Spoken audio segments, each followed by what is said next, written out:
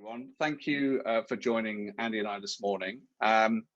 This is the next in a kind of a little series that I like to put together for people that are in my network, where I ask an expert in a particular field to come and talk to us about kind of their experiences. And it's pretty informal, as you can tell, when the technology works. And I'm delighted, obviously, to have Andy with us today to talk about enterprise selling and a framework that he really has been a big champion of, which is the MEDDICC approach to enterprise selling. Now, it's fair to say Andy didn't invent the system, but Andy actually worked with a guy who did. What Andy has done is he's productized it. So it's a good example, really, of working with this system, working very successfully for him in his role. And he's now turned it into, well, the book as well, which if you haven't got, can highly recommend. But also a really good course. So he's got a course now that you can sign up for, which got all the kind of detail in it. Clearly, we're not going to get through all of the course and all of the detail today. Yeah, this is really as much to kind of give you some information about the value of this process and where it fits in for enterprise selling. But it should be a good discussion, and we're really going to encourage sort of Q&A. We've got Andy until 10:30, so let's use him at this time really to ask him any questions you have about enterprise selling. In terms of career, Andy's got a very extensive career in sales that started off in as a store manager for Phones for You before going on to sell double glazing for Everest. His career took a step change when he moved to Oracle. And then after that, he just went from strength to strength. So he has been a regional sales manager at Sprinkler. He's been the sales director for Telium, which is a data orchestration platform. He's been the head of sales at POC, which is a SaaS platform. And most recently, the head of go-to-market for Branch, which is a digital marketing platform. So he has a ton of experience of building and leading teams, but also using the methodology we're talking about this morning to drive enterprise level sales. So over to you, Andy. Let's just start the conversation. Cool. Yeah. Well, thank you very much, Phil. Hey, everyone. It's good to be here this morning. See some familiar names, and I know your network, Phil, is sort of second to none. In fact, you know, that's how we've come to sort of know each other better, isn't it? Through your network. But I think it's quite fun how we met. Actually, it was at one of chance meeting, wasn't it? It was at one of James Ski's events, and I think you and I just sort of sat nearby each other and just hit it off, really. So. Yeah, I like those sort of that's a great thing about our industry, isn't it? That, you know, so many good things come from just the most you know, unplanned connections. So, but yeah, well, hopefully we'll be back doing it all again soon, where we'll actually be able to see each other a bit more. Wouldn't that be nice? Fantastic in person. Yeah, wouldn't that be nice? So yeah, so thank you for the introduction. I think you kind of caught it all there, made it sound much better than I would have done. So thank you for that. But yeah, I think the thing here is. That the thing I always like to sort of get across is that, you know, MEDDICC, as you said, is certainly not something I invented. It's not something that anyone really owns either, and that's one of the things I think is quite unique with MEDDICC, is that I like to class it as an open source sales methodology. It's not like, you know, there's some great methodologies out there, you know, Challenger Sale, which is owned, I think, by Gartner now. You've got Sandler, Miller Heiman, you know, Command of the Message, Force Management, and they're all, you know, they all have tons of strengths about them, but behind them is a corporate entity. It is, you know, sometimes in the name of it, sometimes not, and you know, that for me makes MEDDICC seem a bit different, and actually a bit it's quite encouraging, I think, that it has had the success it's had despite not really having anyone really behind it pushing it. And actually, that was kind of how I came about doing what I'm doing, which was that I was on this path into sales leadership, and, you know, my North Star, my goal was to be a CRO of a large tech company. That was where I wanted to get to. And along that way, I thought, well, I've had a couple of really good experiences of implementing MEDDICC as a sales leader myself into a sales team.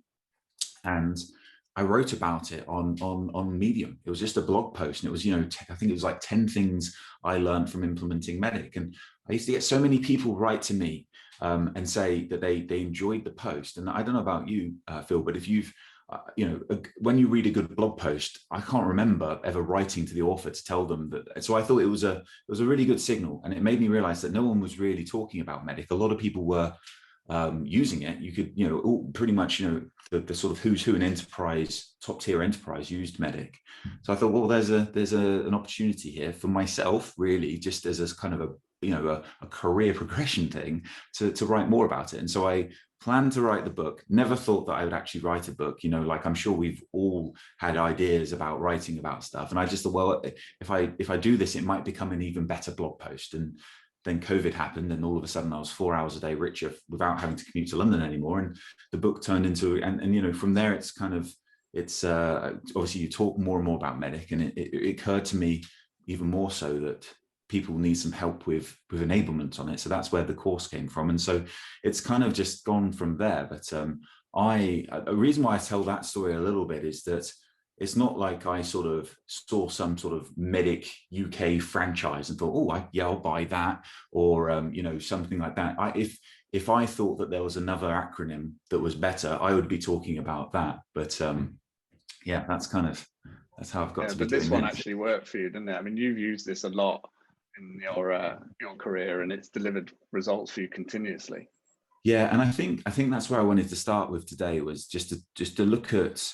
I think maybe many of the people on the call would have heard of the sales velocity equation, or at least those that don't know it's an equation or a thing will definitely buy into the kind of the thoughts behind it. And so what I thought I'd do this morning was start by looking at what really in enterprise sales, what 4 levers do we follow, and which of those 4 levers is actually the most powerful. And it's probably not the one that everyone thinks it is. It's certainly not the one that has all of the guns in terms of like resources and things pointed at improving it. So what I'll probably do, it'll be like one of these sort of quick, you might have to do some jazz hands. So I quickly change from this over to there, and it's very easy. The camera's there, as you can probably see, but I don't want to get all kinds of echo going on. So I'm quickly going to turn the sound off here, turn it on the iPad, and jump to the whiteboard.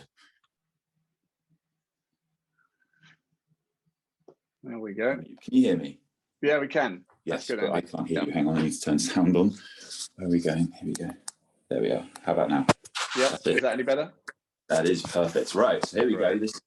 This is a first for me, because I'm using Apple's new technology where it follows me. It should follow me. So it should follow me down to the whiteboard, across to the whiteboard, and you should be able to see. Maybe I'll just tilt it up like that way. So a sales velocity is basically your 4 levers of the velocity of your sales team. So you'll know this. The first one is opportunities. So the amount of opportunities you have, and think about this from a perspective of a salesperson. So you can use this as an individual contributor. You can use this as a sales leader, and even it scales across regions, it scales across verticals and all that kind of thing. So the first part of this is opportunities. The second part is your average contract value. Some people will call it average selling price. Some people call it average order value, ACV, all that kind of stuff. And then your win rate. So those are the top 3 levers of sales velocity. And then the bottom one, if I can find it, is the length of the sales cycle. So how long it takes you to close a deal. And as you can see on here, if we, just for the purpose of example, if all of those things stay the same, so let's call it 100%, so you're comparing 100% from one time to another, then of course your sales velocity would be 100%. But what the velocity equation helps you to start to figure out is what happens if I start to make changes to my sales velocity. So for example, if I was to do 110% for the amount of opportunities, 110% for your win rate, 110% for your conversion rates, you're basically making 10% incremental improvements. And then to make a 10% improvement to the length of the sales cycle, which obviously would be 90%, because you're improving it, you're shortening that. If you were to do that, then your sales velocity as a sales team would be about 150%. So by making 4 incremental improvements of 10% across those 4 levers, you effectively add another 50% to your sales team, is one way of looking at it, right? So that, I think, is pretty compelling and pretty cool, and you can kind of see how it works. Now that's the best example to kind of set the tone of how this would. I've seen that work, Andy. There's another way to look at this as well, where you can actually do it in terms of revenue. So you can use the same equation for value of the opportunities, the average contract value of and the win rate over the sales cycle, and it's an indication of how much revenue is moving through your sales engine in any given time. So there are lots of different ways you can cut that. They call it deal velocity as another kind of metric that people refer to. So as a way to measure how efficient your sales process is at pushing other opportunities through, or closing win rates, or even revenue, it's a useful kind of snapshot. And one certainly that senior managers like, because it's what they sort of focus on. They're like, what's happening to our deal velocity? Yeah, spot on. Yeah, I agree. You can, and that's the beautiful thing about this. It's versatile, and I'm using percentages, but you could use. Your point is that the number you have at the end, your sales velocity number, is what you're looking for. So you can compare one region to another, you compare one quarter to another, one salesperson to another, and it just gives you that picture of how do we do at the end of this period, or how are we going to do if we make these improvements? What will it look like for us?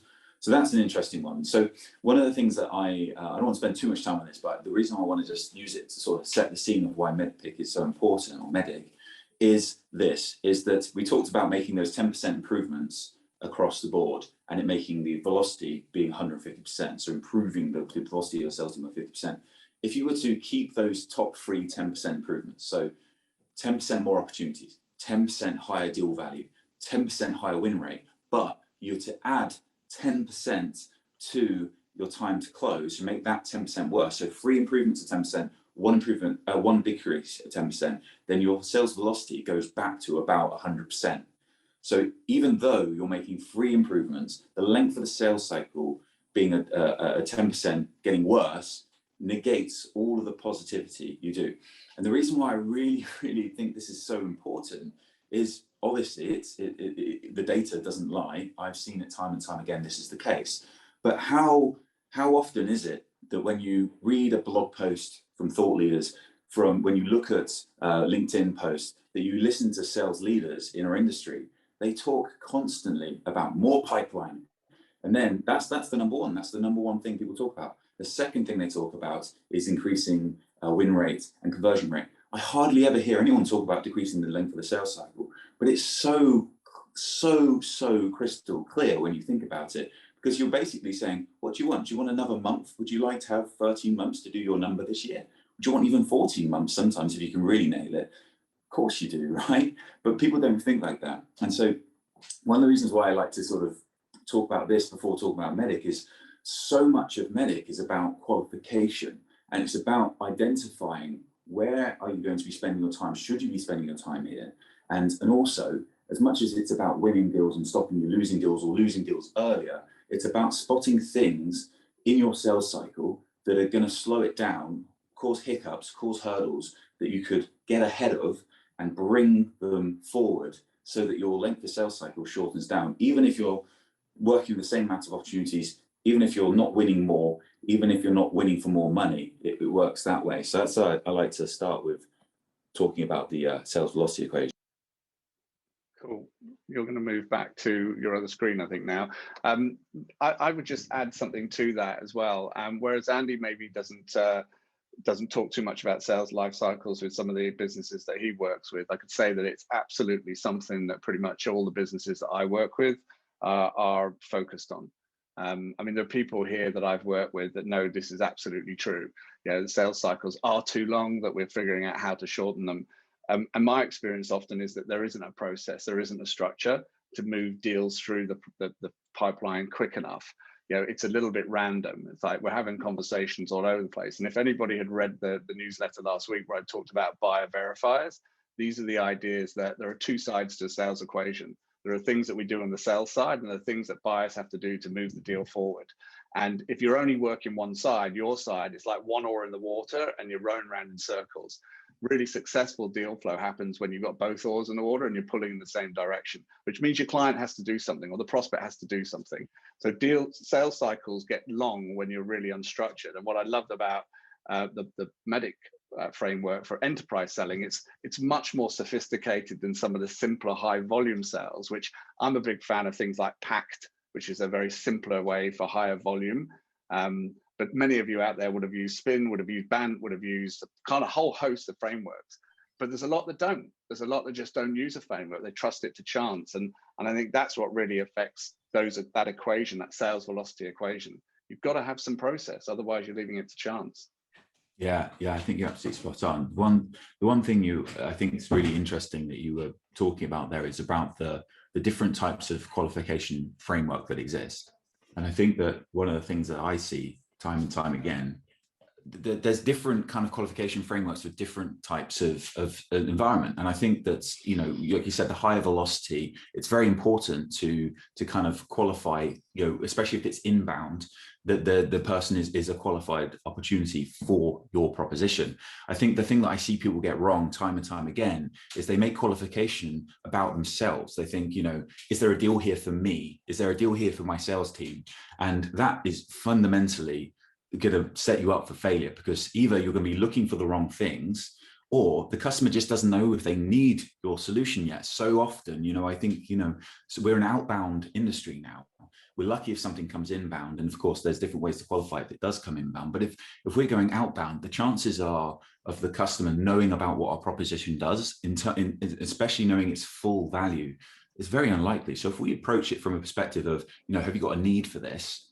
And have you got budget for that need? Then the customer's like, well, I don't even know. It's a bit like, if you the analogy would be like this. It's like if you approached people with the car when they were, still having horses and carts, and did they have a need for an engine rather than a horse? Well, probably not. They don't know they have the need, because you have to kind of talk about what they're trying to do. They're trying, what their goals are, what their challenges are, what their needs are, and to kind of dig into that to uncover whether there is actually an opportunity or not. And sometimes, you probably might not be able to use it to stretch the analogy. You might not be able to sell everyone a car because they're quite happy with their horse and cart. But the point is, identifying that that's the case is just as important as spotting the opportunity to sell to them, I think.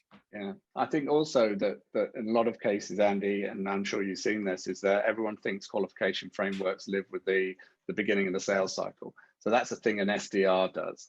Sales development reps have qualification frameworks, but us, enterprise sellers, we don't. And I think what I like about MEDDICC is it doesn't follow that framework. It's a way of working that is prevalent across the whole company, because there's a degree of rigor that goes into MEDDICC that you're going to take us into. Yeah. That really says this is something that we have to get a mindset around. It's not just one part of the business's problem. Yeah, exactly. And I think the thing is particularly with complex sales, particularly with enterprise sales, it's the same with discovery, right? You don't do qualification, you don't do discovery. You are constantly in discovery, or constantly in qualification mode, because everything will change as the opportunity goes on. New stakeholders will come in, and they'll have different interests. I was working with an organization recently who have, if you think about those high level value drivers of the increased revenue, increased efficiency or decreased costs, and then decreased risk, which are kind of, generally speaking, most solutions kind of roll up to one or two of those. I was speaking to an organization yesterday who have all three. And it's like all three are equally valuable, but not to everybody. So if you talk to the CFO, then that CFO really, really, really cares about the efficiency bit.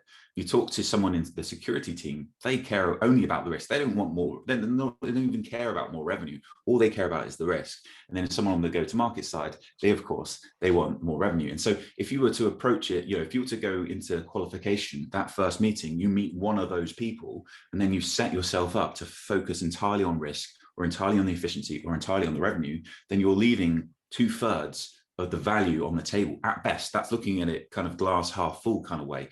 Chances are your competition's gone in, they've taken a more professional approach and tailored their proposition to each person as they come into the opportunity.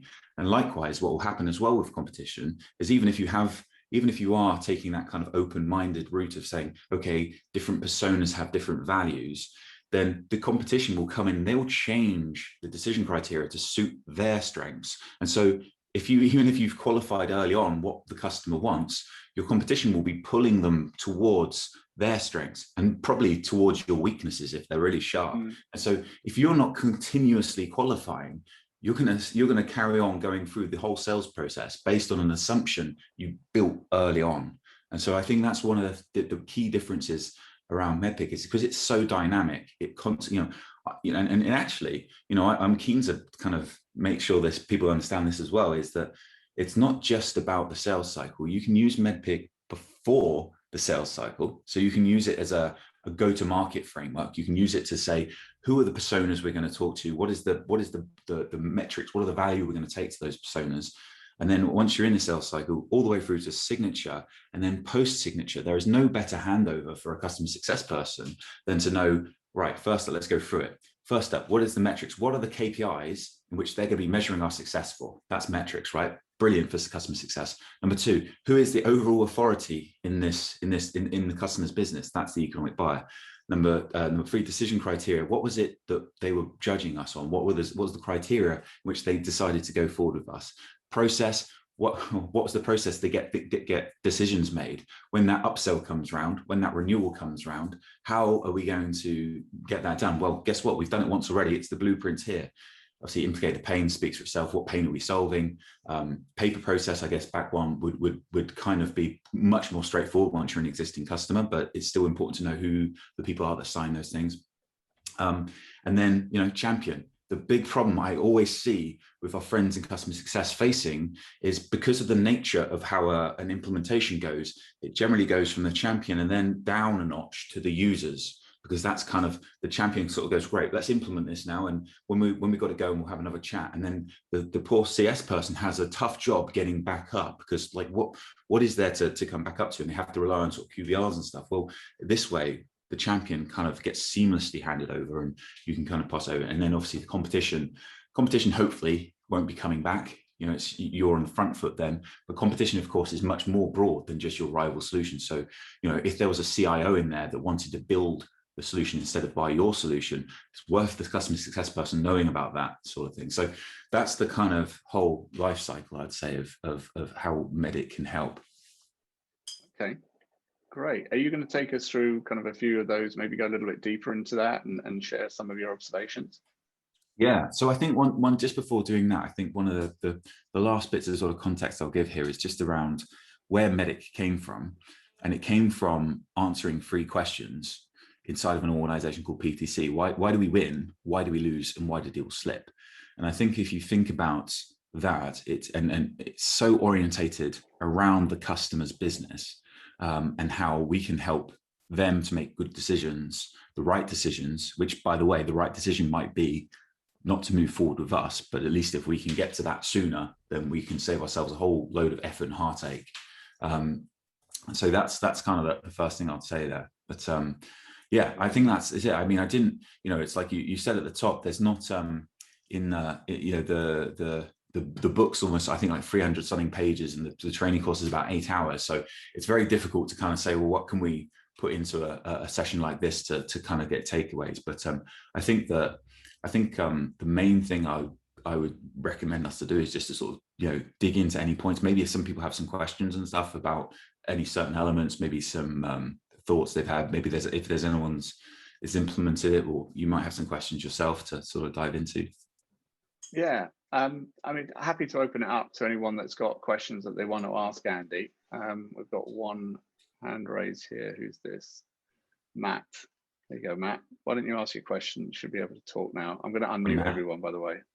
So yeah. Hi there, Andy. Thank you for that. Really helpful and interesting. And for me, what really came across as interesting, I'd just be interested in you just going in a bit deeper on it, if you would. It was that thing where you said right at the end, where you said, we want to help our buyers make good decisions, the right decisions. And if we can get to that quicker, be it us or someone else, that's an advantage. And I just wanted to weigh that up with that old adage that salespeople trot out all the time, which is, the best salesman with a crap product will do better than a crap salesman with a good product. And salespeople love to say that. It sort of bigs them up. But it's a travesty of justice, right? That is true, because actually the client is getting a crap product, not a good product in that scenario.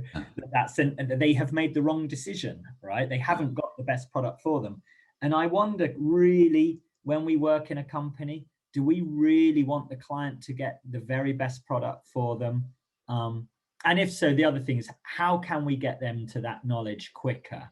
That because so much of our products are so intangible, there's so little to see, even impossible to demo because it's just all pipes and wires.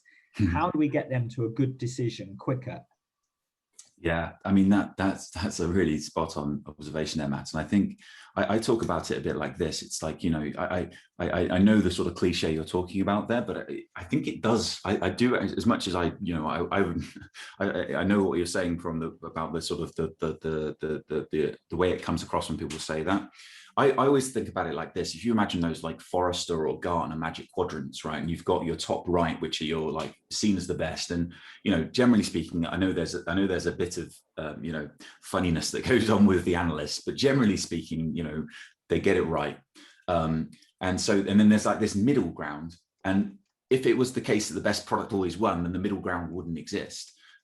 So there's definitely got to be something in that. And I think, you know, the most obvious explanation is that, okay, well, sure, the ones in the top right are the best, but the ones in the middle are not quite as good, but you make up for that because they may be a bit lower in price, or they may be a bit easier to implement.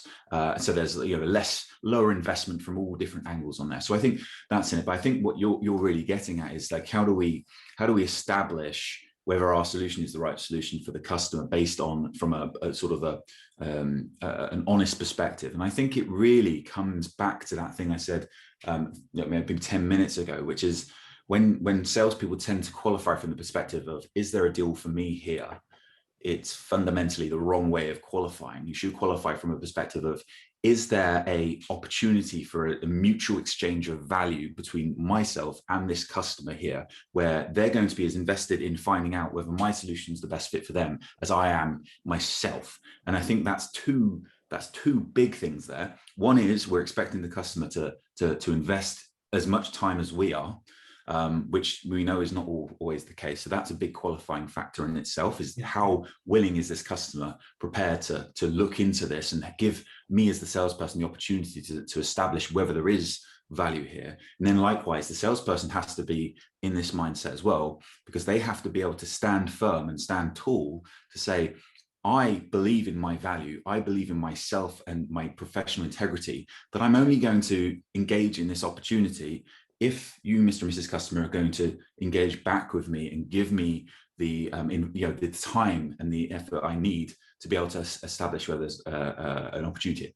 And if you've got that, then you're in a really good position to establish, have I got a chance to win here? And that for me is where MEDDICC comes in with the decision criteria, which I think is a massively not undervalued, but under talked about part of MEDDICC, because the decision criteria does a number of things. The first thing is this: customers, they really don't know much about us. They don't know much about our products, right? They are 99 and salespeople hate to hear this, but it's true. 99.9% of the time, they don't think about us. They're not, even when they're involved in a deal with us, right? They've got a million other things they're trying to do.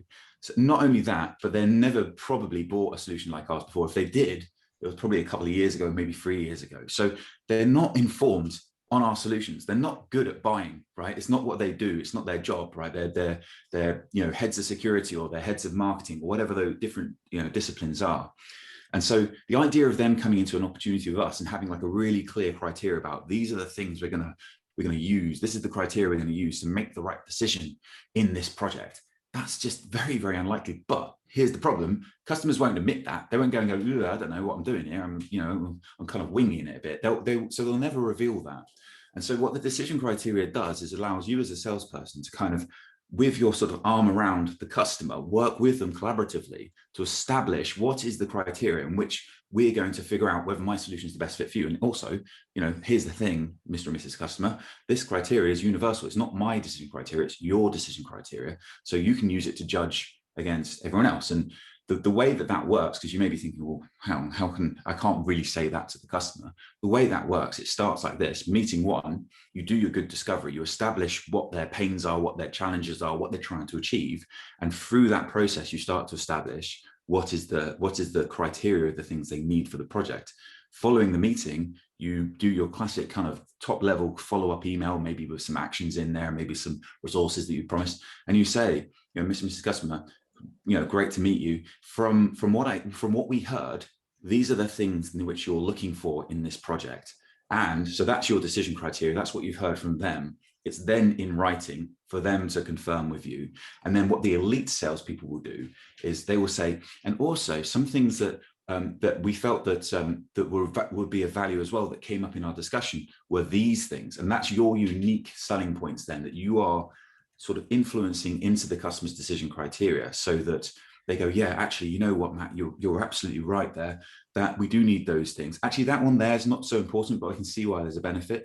All of a sudden then, you've gone from a situation of a customer not admitting it, but being like not really having any idea of how they're going to make a decision, which is a nightmare for inertia. It's a nightmare for like times to close, to, yeah, great, look at this. We've got like a blueprint of the things we're going to judge this process on. And also, what's that one at the bottom? That one sounds really good. We hadn't even thought of that, right? And so not only have you got your own unique selling point into the decision criteria, but they're seeing you as like a thought leader. Like, Matt, wow, Matt, you know, where's Matt? You know, Matt is the person that's really going to help us here. They're giving us ideas we hadn't thought about, and you're coming away from it thinking, yeah, I've got everything I need there. So, and if you think about going back to your question, if you didn't have enough of that there, it's then you can see very clearly that, you know, this is probably not going to be a good opportunity for me or for this customer, and you can kind of qualify more firmly based on evidence rather than gut feel at that point. Okay. And maybe I can add something to that as well, Matt. I think a couple of things that stand out for me. First of all, on the kind of salespeople about the product and the quality of the product, let's just agree that most salespeople are never going to be completely satisfied where the product is. So the product's never 100% of what we need it to be. And there's a whole piece around coming back and telling the company, if only it did this, I could close that deal. Reality is we have to work with the products that we've got. But I think there are, to build on what Andy was just saying, there are probably three key kind of questions that we need to clarify when we're talking to customers of any type. It's like, is there a real need? You know, and is the need really, really clear from the client's perspective? Is there an obvious consequence of actually solving the problem they think they've got? And you know, and how they're going to measure that. So some indication of what does that give you back? Is it more time? Is it kind of reduced costs? What have you? And then the final piece I look at is what is the next best alternative worth the attention? And you got to remember that your next best alternative could be something as simple as Excel spreadsheets, but it's about the effort that goes into building them, and having conversations around that really shows that you are acting as that advisor that I think Andy is advocating, because that's what customers want. They want people to come in and be advisors to them because they've done their due diligence to some degree, but they don't quite know whether or not they've nailed down the problem well enough, or they've nailed down, certainly they haven't got the solution nailed down. And asking those questions really helps them with that. Yeah, you're spot on. And that's one of the beautiful things about MEDDICC, is that, you know, if we're looking at how it sort of orchestrates a deal together, what you're talking about there is that, you know, so we've talked about the decision criteria, but to get to the decision criteria, we have to find the pain that uncovers the challenge or goal that we're trying to work towards. So that's where the pain comes in. And again, like, you know, pain in MEDDICC is not just, it started initially as I for identify pain. I think, and the way that I work with MEDDICC is the I is for implicate pain. And you have to take the customer through that. The pain is like a process you have to go through. You have to identify some pain, indicate back to the customer how much that pain is costing them. And salespeople do that with like ROI reports or business cases. But even that point, unless the customer is really implicated in the pain, and by implicated, I mean, they feel it. They're like, oh, this is, yeah, that's really hurting me. It's, you know, my team is complaining about it, or I'm seeing revenue go through the, you know, losing out on revenue, or whatever it is. Unless they really feel that, then the urgency level is going to drop down. And I think one of the things that I see a lot of salespeople kind of, where they get very confident around their forecast is on the indicate pain. So they say, we've indicated to the customer that we're going to make them $10 million a year with this by implementing our product, and it's only going to cost them $1 million or $500,000, whatever it is. And they're like, it's got to be done. But because they haven't implicated the pain and they haven't kind of qualified with the customer, how much does that pain actually matter to them? For all they know, there's 10 other proposals sat on that customer's desk. They're going to give 20 million, 30 million, 40 million. And so they're never going to get their deal done. It's an extreme example, obviously, those numbers, but their deal's never going to get to the top of the pile because of the other deals having more value with them. And so that's where I think the really important thing has to come in, where you increase urgency by bringing all these components together. And that's the metrics, right? That's the metrics is kind of the headline I like to think of your deal. It's where you take the value that you've uncovered and you're articulating it into the metrics, which is basically, the way I like to think about it is it's a line of text that is universally understandable by anybody in that organization that looks at it. So what I mean by that is you might be working very, very narrowly with a particular use case, a particular product, a particular department, but that metric needs to be universally understandable. So if your proposal slams on the CFO's desk, they can pick it up, read the executive summary, and straight at the top of that executive summary is the metrics in bullet point text. They can go, oh, okay, I can see what REVCELERATE are going to do for my business. Get it, move on. Same goes for if it lands on someone else in the C-suite's desk. And but to get to that point, there's a whole lot of work that needs to go of consensus building, of an understanding from really good discovery to make those metrics, every time you kind of iterate them and get more confirmation from the customer, they get stronger and stronger and stronger. And that is a big part of the value. And it's probably, I think the metrics is the one that people get the wrong most. We had an hour for this session today. We could spend 5 hours talking about metrics, and I still think that some people would not get the most from them. So, I think that's kind of one of the beauties of MEDDICC, is it's not very binary. It's not like you know it or you don't. I'm learning all the time, and all I do is talk about medical day. So I think that's one of the things, you're kind of always sharpening your saw with it. Cool. Thank you. There's lots there, but that's really helpful. Thank you. Yeah. Any other questions? Anybody else have a question for Andy? I think George has asked the question over here. So how do you tell a potential, George. Okay. Yeah, how do you tell a potential customer what their pain is without making them feel you're just attacking them?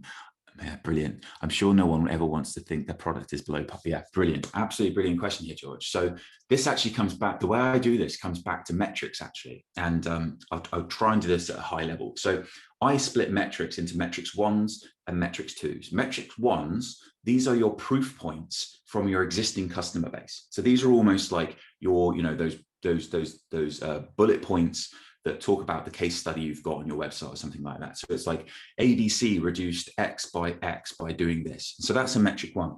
So what I do is I'll go into a first meeting, right? And you're absolutely spot on here, George. This is a brilliant question. Honestly, I could have paid you to ask this question. It's people go in, and what they do is they start the meeting and they do the rapport building, and then they come out of a rapport, and then one of two things happens, right? The first thing that happened, or as in salespeople do one of two things, I should say. The first thing they do is they go, right, well, the customer wants to learn more about my product now, so I'm going to start talking about my product. And they open up PowerPoint and they go, right, we were founded in 2013, and this is our CEO, and blah, blah, blah, blah, blah, right? And that's what happens. And that's very much like order taking, right? Because you're only going to succeed in that world if they really like your product, they really need your product, and you have a good product, you get to the end and they'll buy it, right? So that's option 1. Option 2, what happens is salespeople are told they need to do discovery, right? And that's, I think, what your question's getting at. So they start discovery, and if you imagine the customer's emotions being like they're happy up here and they're sad down here, or as you say, you feel like being attacked down here, you come out of the gates, done a bit of rapport building, so you're probably starting a bit higher than you were if you're cold, and then you get into discovery and it starts going down. The customer's just like, like, why am I being interrogated here? I don't even know what this company does yet. I don't know what value they're going to bring to me. And all of a sudden, they're going to close up. So even it defeats the point, because as you say, they feel like they're being attacked. They feel like you're calling their baby ugly, is what it feels like. So by bringing in the M1s, it allows you to kind of do 2 birds with 1 stone. Sometimes you could look at it like 3 birds with 1 stone. Because what you're saying is, Mr. and Mrs. Customer, from when I was researching you ahead of this meeting, I thought actually that from reading your annual report and reading the news, blah, blah, blah, I thought that you're actually quite similar to one of our customers who are ABC. And when we first started working with ABC, they had these problems. And you're talking about the problems that you think that customer are likely to have, the same way as you'd kind of use those problems to sort of dig in discovery. They had these problems. And what was happening with those problems was they were having these negative consequences. So this bad stuff was happening as a result. They were losing revenue, losing customers, whatever it was, right? And then what they did was they started working with us.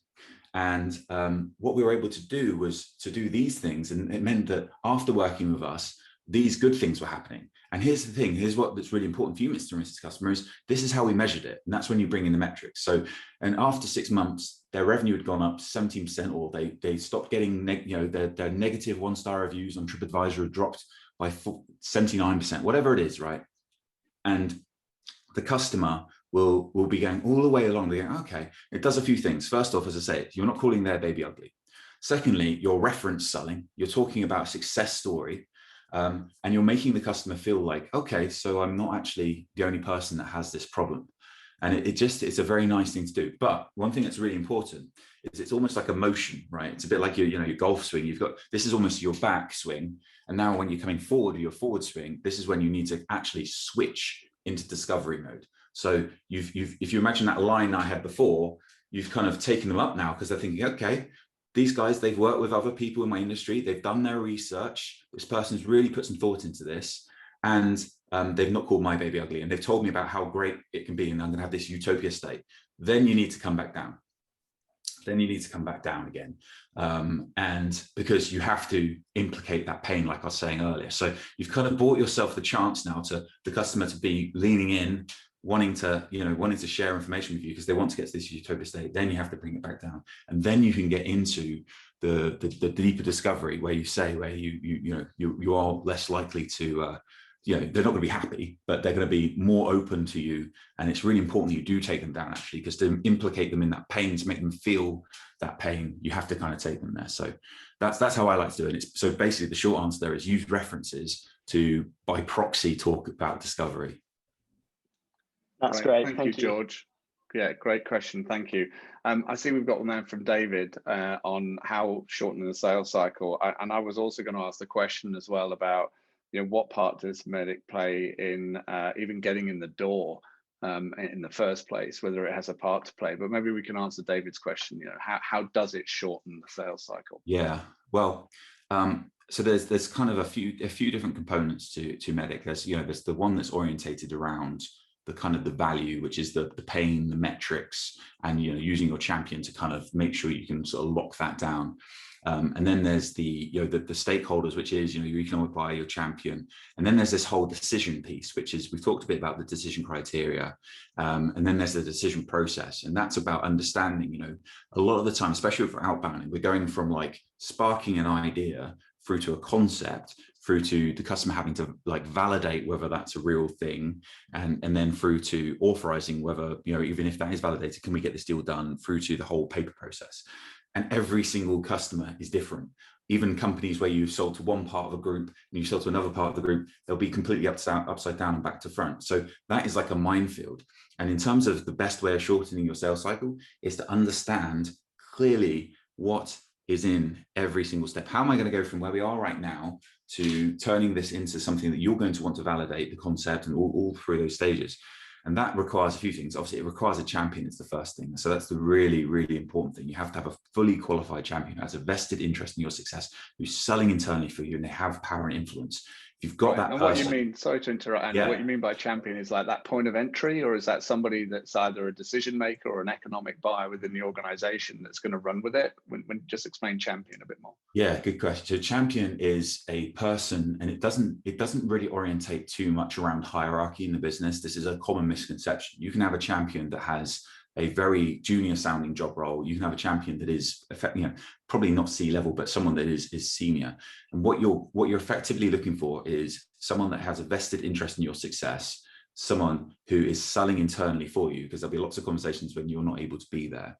And then the one that is non-negotiable is power and influence. That is the non-negotiable factor, because the other two, you can coach, you can help. You can make a champion see they should have a vested interest in your success. You can help them to sell internally. You can coach them things to say, if they haven't got power and influence, short of you being some sort of Tony Robbins sort of life coach who can kind of train them to be seen with more power and influence, it's not going to happen. So you need that person. And back to the length of the sales cycle thing, that champion should be able to help you figure out what each stage looks like and how we're going to do it. The analogy I like to use here is to think, and it doesn't normally work with Americans because they don't play snooker, but in our time zone it's working, is to think about snooker. You think about the best snooker players, right? think about that like a sales process. The best snooker players, when they go to pot a ball, they're not just thinking about potting the ball. They're thinking about, right, if I pot that ball, I need to send the white up this end to get on the blue. So then I can pot the blue and I can get on the black or red or whatever, you know what I mean? And that's how they're thinking 4 or 5 moves ahead. Salespeople should be thinking 4 or 5 moves ahead. They shouldn't be going, right, well, I need to get my NDA done. And then when we've done that, then what will we do? They need to be going, right, we'll get the NDA done. And actually, whilst we've done that, what are the next stages and how can we speed those things up to shorten that sales cycle? And a quick hack I'll give here, which is like some sort of Jedi mind trick I find, is if you go to your champion, you say, hey, so what have we got? What does it look like? What do we have to do? What are all the stages, the process? Who needs to be involved? You'll get about this much information from them, right? It's not because they're being deceptive, right? They're not trying not to help. It's just the way their mind works. Go, well, we have to ask that person security, legal, procurement. That's what they'll say, right? But if you say to them, Phil, what happened the last time you bought a solution like mine here? What you'll get is a completely different answer. They'll go, well, we've just bought Adobe or whatever it is, and it was a nightmare, Phil. Let me tell you. Oh God, let me tell you all about it. And they'll go, well, first thing, we thought it was going to go like this, but then Steve in security, he's got this new document, and it took us 3 weeks to get it filled in, and blah blah blah. And there'll be 10 other things like that. And so you can say, great, well, let's get that document going now, right? And back to your point, David, that's how you shorten the sales cycle 3 weeks, because you're going to take 3 weeks off it. It's going to take to get that document finished before you came to it, before you needed to get into it, and all that kind of stuff. So that's kind of how I would shorten the sales cycle. And then your question was around just to add to that, Andy, I mean, I think what I'm hearing there is like, and I see this a lot, is that people think these frameworks are linear processes. They're not. They happen in parallel. We're always saying that when we find out that there's a procurement team involved, when we understand the buying process. And obviously enterprise level sales have complex stakeholder groups, and they have complex buying or decision-making processes. So when I find out that there's a legal entity or a procurement entity, I want to go and start covering off that area early in the cycle. And it's not always easy, because they're like, oh, we'll bring them in when we need them. But if you insist and you get enough rapport with your champion, you can start that process. It's not linear. It's all got to happen at the same time. Otherwise, your sales cycle takes as long as it does. Yeah, exactly right. Couldn't agree more. My question, Rue, is around how you get in the door. I mean, does MEDDICC help you get in the door in the first place? I think that there's a couple of points there. I think the having those metrics ones, companies that use metrics ones and they build a bank of metrics ones, you've got a database of really actionable, well articulated reference points that in I'm reaching out and say, this is how we've helped a relevant company go from here to there. Here's how they measure the success. So that works very well. The second part of that is, I think one thing I've been sort of quite high on my high horse about lately is that once you're in the door, that's not enough. It's not enough to be good anymore. You have to be great. You have to be exceptionally good these days. I was actually talking to Dick Dunkel, the creator about MEDDICC, this last week, and we were talking about how the mind. You've got to own mind share with your customer. Otherwise, if you don't impress them, if you don't deliver real value, where they come out of that first meeting thinking, I really learned something today. I was really glad I spent half an hour with Phil. Really looking forward to spending more time with him so I can learn more. Then you're probably not going to get that second meeting, or if you do, it's going to be reluctantly taken and less likely to have any impact. So I think that thing about going into that first meeting, being incredibly prepared, and I'm talking about you've read the annual report, you've checked out all the stakeholders, you've sat down with your sales engineer and you've considered all of the different parts of that you're going to try and differentiate by. You've thought about discovery questions you're going to ask, not so you have a script, but so you've mentally gone through in your mind how these things work. So that's something I think that's really, really critical there, is that kind of planning and preparation that goes into that first meeting. Great, thank you, Andy. Any last question before we wrap up? Has anyone got a question? I mean, I've got one more to finish on if no one else has, but let me ask the audience if they'd like to.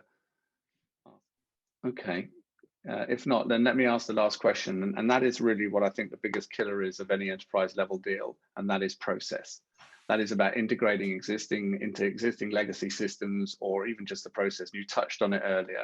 And I think there's a big part in the framework here, which is all about understanding that process early. Can you just talk a little bit about kind of how you go about doing that, structuring that?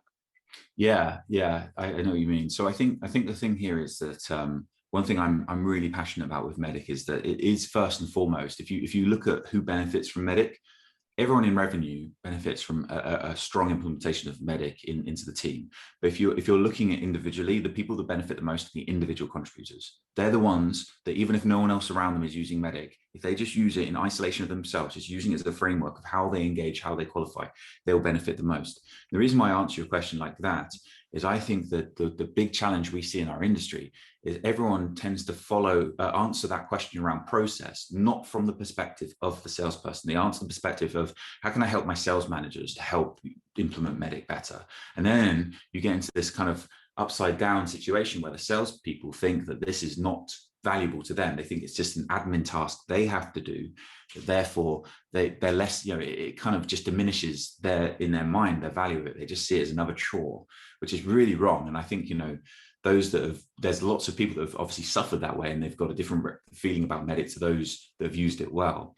And so I think what's really important is you got to just start what the outcome is you want in mind. If the outcome in mind should be around enabling the salespeople to be able to use MEDDICC more in their day-to-day, and it's not, I always say this, if you've got a situation where, let's say you're scoring your each element of MEDDICC out of 10, let's say the champion, a 10 out of 10 champion, they're running through walls for you, they're really helping you out, and obviously one is they're absent.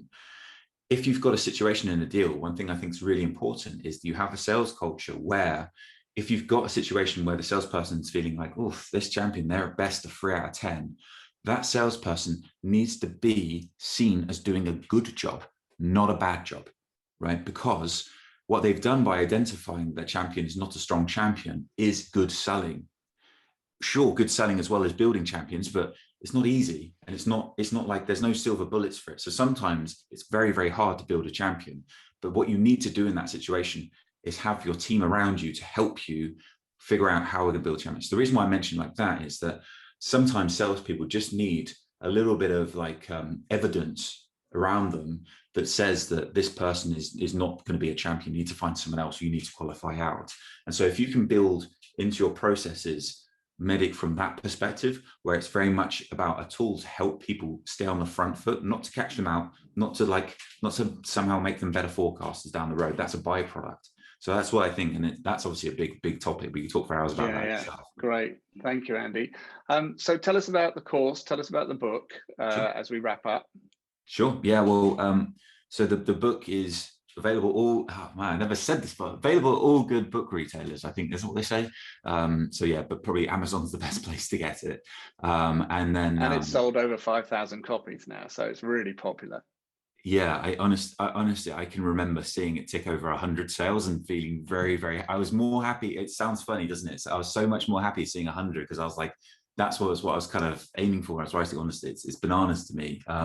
So yes, I feel very very sort of blessed almost that's happening. But and then there's the online training course is basically a on-demand video course of how to go from full depth into MEDDICC, how to use it, how to tactics to deploy it, everything like that. So you can get that on my website. But yeah, it's not one thing I was very, very keen to make sure it's not like an extension of the book. It's not just someone reading the book or anything like that. It's very much more about tactically applying it to how you implement MEDDICC and use it yourself, whether you're a leader or individual contributor. Brilliant. Okay, I will put a copy of it in the newsletter next week. It comes out every Tuesday. If you're not already signed up to it, then go to REVCELERATE.com and you'll find where to sign up. I'll put a link to the course. I'll obviously put a link to the recording of this talk, so you can come back and reference it later on. But a massive thank you, Andy, for taking the time this morning to talk to us. Really insightful and really helpful, I'm sure, to a lot of people. So we appreciate you taking the time. And thank you, everyone that joined us. Great to see you. Spread the word. Let people know that if they want to see this, it's in the newsletter. And I'll be back here again the next month or so, or probably after the summer, with the next in these REVCELERATE talks. Happy hunting out there, everyone. Look forward to seeing you soon. Bye for now. Thanks, everyone.